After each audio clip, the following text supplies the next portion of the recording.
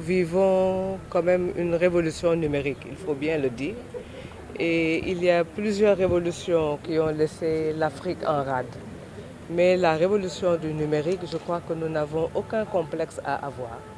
L'Afrique a sa place dans le numérique, le Sénégal a sa place dans cette révolution et nous entendons dans les universités et en particulier à l'université de Thiès jouer notre partition dans cette révolution du numérique.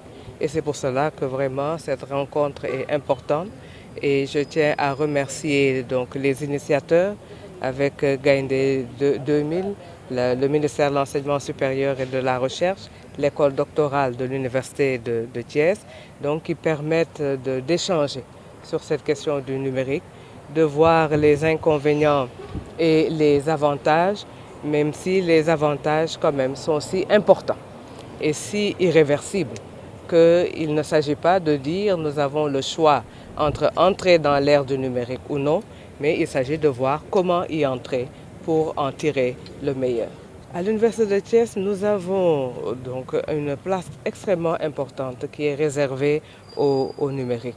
Donc à l'IUT, à l'UFR Sciences et Technologies, donc qui constitue le pôle technologique de notre université.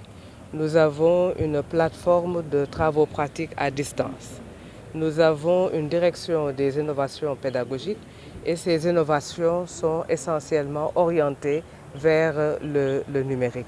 Mais il faut voir que même les pôles qui, a priori, ne sont pas des pôles orientés vers le numérique, en réalité le sont.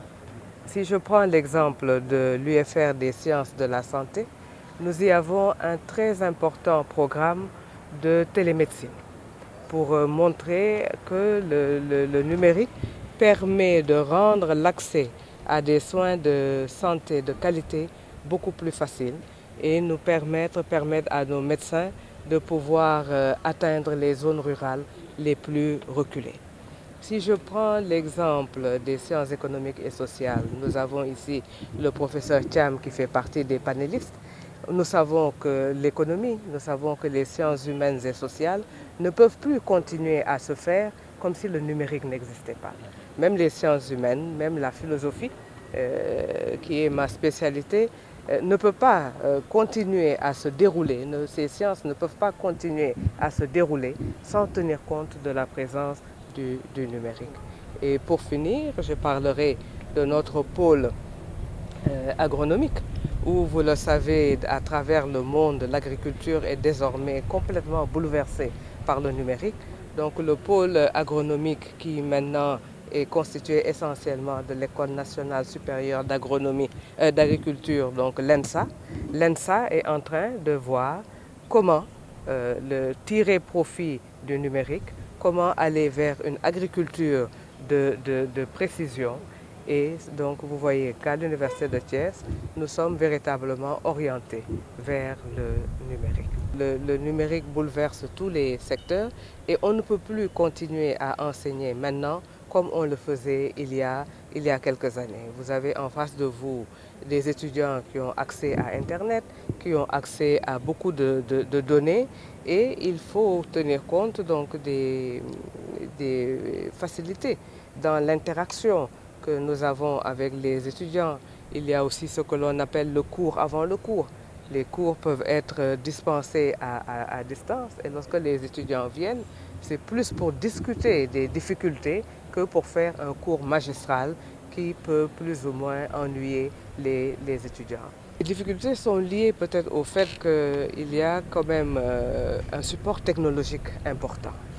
Donc, lorsqu'on veut véritablement entrer dans le numérique, il faut pouvoir investir aussi dans des instruments de pointe, dans des instruments de dernière technologie.